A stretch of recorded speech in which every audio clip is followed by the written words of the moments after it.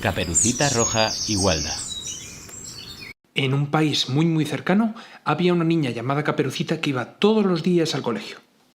En clase le explicaron que su país tenía una gran democracia, que sus derechos y libertades se respetaban gracias a la Constitución española y que cuando creciera iría a votar para formar parte de ese gran sistema democrático. Caperucita terminó el colegio y llegó el gran día de ir a votar. Había escuchado todas las promesas de los partidos políticos y, convencida, decidió votar a uno de ellos. Pero pasó el tiempo y Caperucita empezó a ver cosas que no le cuadraban en el partido al que había votado. Se dio cuenta que sus políticos a veces hacían lo contrario de lo que le habían prometido y que no eran coherentes con sus palabras. Pero a pesar de ello y del descontento de los ciudadanos, ningún político renunciaba y todos seguían en sus cargos. Caperucita empezó a sentirse engañada y a tener la sensación de que su voto no había servido para nada, y entonces cayó en la cuenta de un detalle. Ahora que lo pienso, confié en un partido eligiendo una papeleta y en realidad solo conocía a un par de personas de las que aparecían en la lista.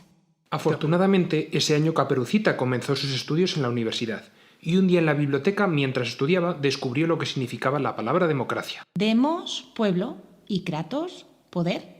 Efectivamente, Caperucita, el objetivo de la democracia es que el pueblo tenga el poder para decidir su gobierno y sus leyes. En un tiempo eran los reyes, la iglesia y la clase alta quienes decidían las normas de convivencia que tenían que cumplir el resto, pero eso no era muy justo. Fue en Grecia donde se creó la democracia en el siglo VI a.C., y allí empezó a ser el pueblo el que tenía el poder para decidir sus propias leyes. Para ello, el pueblo de Atenas acudía en persona a debatir y votar sobre todos los asuntos de Estado.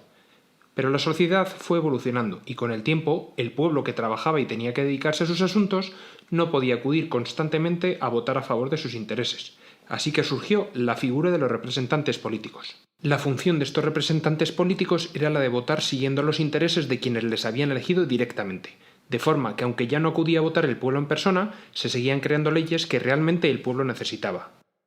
¿Y eso pasa aquí? ¿Nuestros representantes tienen que votar a favor de lo que nosotros queremos? En España realmente no puedes elegir a personas concretas que te representen y a quienes puedas exigir responsabilidades si hacen lo contrario de lo que prometieron. La única opción que tienes es la de elegir una de las papeletas de algún partido, y en cada papeleta hay una lista de gente de las que únicamente conocerás a los líderes de los partidos. Todas las otras personas que no conoces y a quien votas cuando eliges una papeleta están ahí porque el líder de su partido las ha elegido y por tanto es a él a quien deben su puesto y su escaño, en vez de a ti como votante. Y por eso es que cuando tienen que ir a votar en el Congreso, todos ellos votan lo que les indica el líder de su partido en vez de lo que necesita el pueblo. Pero ¿no se supone que los diputados deberían votar libremente? Me he leído la Constitución. Pone bien claro que está prohibido que se les ordene lo que tienen que votar. Siento estropearte el cuento, Caperucita, pero los políticos se saltan la Constitución. Votan lo que les ordena el líder del partido y por tanto miran por los intereses de su partido y no por el de las personas como tú que les dieron su voto. Realmente el poder para hacer las leyes no lo tiene el pueblo como debería ser en una democracia, lo tienen los líderes de los partidos.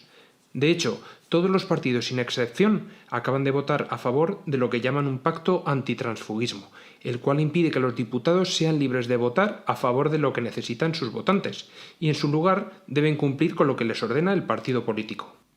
¿Y no hay algún sistema electoral para que sí nos representen y voten a favor de nuestros intereses? Sí, Caperucita. En vez de un sistema de elección de listas de partidos, se debería utilizar un sistema de elección de personas concretas, como sucede en países como Estados Unidos, Inglaterra o Francia. Con este sistema conocerías a la persona que te representa, a la que elegirías con tu voto, y esa persona en el Congreso votaría a favor o en contra de leyes en función de tus intereses, y sería responsable directamente de las promesas que te hace en campaña electoral. De esta forma, el escaño de cada político solo depende de la voluntad de sus votantes y no del líder del partido. Así que son los propios políticos los que se preocupan de cumplir lo que prometieron en campaña si quieren salir reelegidos de nuevo. O sea, que si quiero que haya democracia y que el pueblo tenga el poder para crear sus leyes, tenemos que elegir a personas concretas. Así es, Caperucita. ¿Y qué se puede hacer si los políticos elegidos incumplen sus promesas y dejan de representar a sus votantes? Bueno, en tu país solo puedes esperar 4 años y votar a una lista distinta, pero aún así puede que en la lista de candidatos de otro partido haya aún más gente que no conozcas y con la que no te identifiques. Así que aunque tu partido te haya traicionado, muchas veces lo que acaba pasando en España es que la gente sigue votando al mismo partido. ¿Y hay alternativas para poder exigir responsabilidades? Claro, Caperucita. Lo que no hay es voluntad por parte de tus políticos de renunciar al poder que tienen.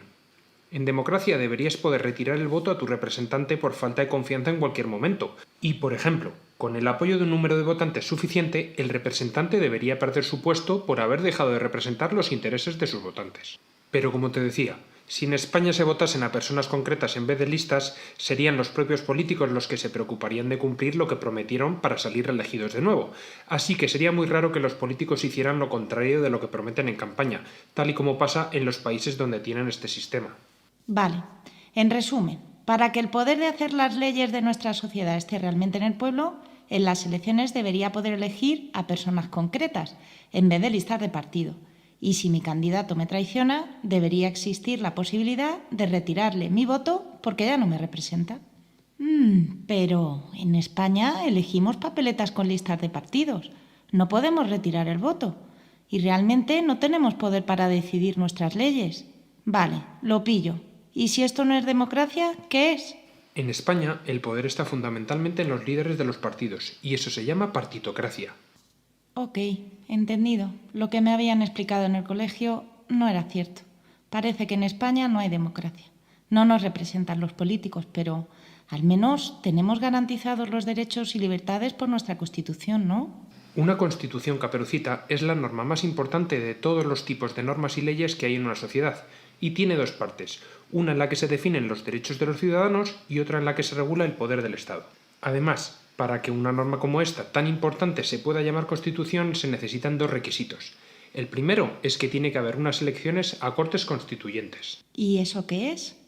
Es tan importante una Constitución que es necesario convocar unas elecciones en las que se informe al pueblo de que las personas a las que van a elegir tendrán la gran labor de redactar una Constitución. Ese es el primer requisito. El segundo es que esta norma tan importante debe garantizar los derechos de los ciudadanos y para ello tiene que constituir la separación de poderes. De ahí viene el nombre de Constitución. Suena importante eso de separación de poderes. ¿En qué consiste? Antes de definirse la separación de poderes, los gobernantes tenían la capacidad de decidir las leyes para el pueblo, gobernar y aplicar esas leyes y juzgar a quien las incumplía. Pero Montesquieu, un jurista francés, se dio cuenta ya en el siglo XVIII de que si no existe la separación de poderes, se corre el riesgo de que los políticos puedan hacer leyes en contra del interés del pueblo, hacer que se cumplan estas leyes por la fuerza y juzgar tiránicamente a quien se las salte, y por lo tanto vulnerar los derechos de los ciudadanos. La separación de poderes trata de evitar ese abuso de poder y para ello reparte estos poderes entre el poder ejecutivo para gobernar, el legislativo para crear leyes y el judicial para juzgar. Estos poderes los posee el gobierno, el Congreso o Parlamento y los tribunales. El ejecutivo y legislativo deberán constituirse mediante elecciones por separado, porque las características de las personas necesarias son distintas. El gobierno, que tiene que gobernar ante situaciones inesperadas, tiene que estar formado por personas resolutivas y con capacidad de tomar buenas decisiones. Sin embargo, en las personas elegidas para redactar las leyes, el votante busca lealtad, para tener la tranquilidad de que las promesas que les hagan en campaña se van a convertir en leyes una vez salgan elegidos. El Poder Judicial, por su parte, se constituye por personas que aprueban una oposición, y para este puesto se busca personas justas. ¿Y qué se consigue con esta separación de poderes? Se asegura la independencia de cada uno de estos poderes y se evitan influencias y presiones entre sí. Se evita el abuso del poder y la corrupción en contra del pueblo, se garantiza que unos poderes vigilan a otros y, en definitiva, se ayuda a que el pueblo pueda dormir tranquilo. Vale, y conociendo los dos requisitos para que una norma se pueda llamar Constitución, ¿la Constitución española los cumple?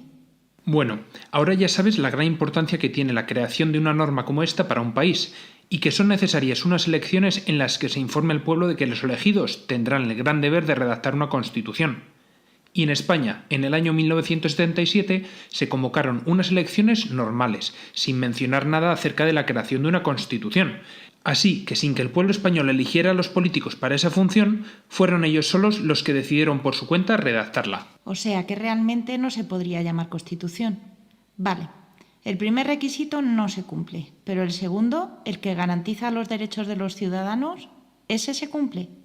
En España solo hay unas elecciones al poder legislativo, y una vez elegidos son ellos mismos los que eligen el poder ejecutivo. De hecho, todas las personas del gobierno o poder ejecutivo en España son las mismas que están en el legislativo, y obviamente no hay independencia si son las mismas personas. Bueno, pero una cosa es que sean los mismos, y otra es que se aprovechen de eso, ¿no? Ojalá fuera cierto, Caperucita, pero puedes comprobar por ti misma cómo los partidos que dirigen con mayoría absoluta el poder legislativo han decidido con su voto que no se les investigue por la gestión del coronavirus como gobierno. No suena bien. Pero bueno, si redactan leyes injustas para el pueblo, están los jueces y el Tribunal Constitucional para eliminarlas, ¿no? En realidad, ese tribunal lo componen 12 miembros, pero 4 los elige el Congreso, 4 los elige el Senado y 2 el Gobierno, que como ya te he dicho son los mismos. ¿En serio? ¿Y los otros 2 que faltan hasta los 12? Los elige un órgano judicial, el Consejo General del Poder Judicial. Bueno, al menos no tienen el control absoluto. ¡Ay, Caperucita! De este órgano, 10 miembros los elige el Congreso y 10 el Senado, así que al final el poder que tienen sobre ellos es enorme. Bueno, pero eso no quiere decir que al final los jueces permitan que se aprueben leyes injustas. Hay varios políticos, como Alfonso Guerra, que han reconocido abiertamente que los políticos presionan al Tribunal Constitucional, tratando de evitar que estos jueces paralicen la creación de leyes, a pesar de que vayan en contra de derechos de los ciudadanos. Por ejemplo, cuando se aprobó el estado de alarma, que elimina el derecho de libre circulación de todos los españoles por la noche, y este tribunal lleva más de un año para decidir si es anticonstitucional una cuestión tan crítica para España como esta. Además, si estos políticos cometen algún delito, son juzgados por el Tribunal Supremo. ¿Y adivinas quién elige a los jueces que llegan ahí? Sorpréndeme. Pues también el Consejo General del Poder Judicial. Y desde Europa se dio un toque de atención a España porque al menos la mitad de estos jueces deberían ser elegidos solo por otros jueces, para que fueran realmente independientes. No puede ser. Así que los políticos deciden a qué jueces colocan en el Tribunal Supremo. ¿Y es ese tribunal el que podría tener que juzgarles en el futuro? No solo eso, Caperucita. El Ministerio Fiscal es otro órgano judicial cuya misión es acusar si hay indicios de delito y decidir si se tiene que juzgar a alguien para defender el interés público. Sus miembros dependen y deben obedecer las órdenes del Fiscal General del Estado. ¿Sabes quién puede nombrar al Fiscal General? No. Pues también el Gobierno. Ahora mismo hay una persona que estuvo en el Poder Ejecutivo como ministra, que fue Poder Legislativo como diputada y que ha sido nombrada como Fiscal General del Estado, Poder Judicial. Uf, cada vez suena peor este cuento. Además, está en el resto de órganos judiciales, y también es el Consejo General del Poder Judicial el que decide sobre ascensos y sanciones del resto de jueces, así que siempre hay una sospecha sobre su influencia en todo el sistema judicial. Pero no todo es malo, Caperucita. Los jueces en su mayoría son personas muy íntegras, con una gran vocación y que invierten una gran parte de su juventud en llegar a ser jueces. Es gracias a ellos por lo que aún queda cierta decencia en vuestro sistema. Cuando intervienen los jueces, si hay indicios de delito se realiza primero una fase de instrucción en un tribunal y posteriormente otro diferente lo juzga. En la actualidad, la instrucción inicial solo depende de los tribunales, pero los políticos están intentando controlar esta fase también y que dependa solamente de la Fiscalía, que ya controlan. Así, ellos decidirían a quién se investiga. No puede ser peor, ¿no? Queda un último detalle. Si a pesar de todo lo que te he contado algo escapa al control de los políticos, un juez honrado e independiente puede acabar condenando a un político. Pero aún así, el gobierno tiene otro arma, el poder de perdonar la pena y anular toda la labor previa del Poder Judicial, solicitando el indulto. O sea, que los políticos tienen el poder para gobernar, crear sus leyes, asegurarse de que sus leyes no se declaran inconstitucionales. Pueden utilizar a la policía, Guardia Civil y Ejército para hacer que se cumplan sus leyes. Controlan también a la Fiscalía, que son los que acusan, y quieren controlar a quien investiga y juzga. Y si todo lo demás falla, pueden además solicitar indultos. Alucino. Eso quiere decir que no hay separación de poderes y no están garantizados nuestros derechos. No sabía que esto era tan grave. Según la Declaración de los Derechos del Hombre y del Ciudadano, una sociedad sin separación de poderes ni garantiza los derechos de sus ciudadanos ni tiene constitución. Entonces, nada de lo que me dijeron en el colegio era cierto. Pero, ¿cómo hemos acabado con un Estado y unos políticos tan alejados de nosotros? Para entenderlo, quizá te ayude a saber que al principio los partidos políticos eran organizaciones ciudadanas para representar sus intereses, y los partidos se mantenían con las aportaciones de los ciudadanos. Cuando un partido dejaba de resultar útil para la sociedad, dejaba de recibir dinero y desaparecía. Pero en época del fascismo de Mussolini, para controlar al pueblo se empezó a subvencionar desde el Estado los partidos políticos, y estos se alejaron de los ciudadanos. Desde aquel momento, el primer objetivo de todos los partidos políticos dejó de ser el de representar a los ciudadanos, y en su lugar pasó a ser el de mantener el sistema, para seguir recibiendo sus subvenciones, con independencia de que el sistema fuera bueno para los ciudadanos. ¿Y por qué no he sabido esto antes? ¿Por qué me han dicho desde pequeña que había democracia y que había una constitución? Piensa Caperucita que el contenido de lo que se estudia en los colegios lo decide el gobierno y que además es el encargado de asignar el dinero que llega a los colegios. ¿Y los medios de comunicación? También reciben subvenciones públicas. Y ahora que sé todo esto, ¿qué puedo hacer?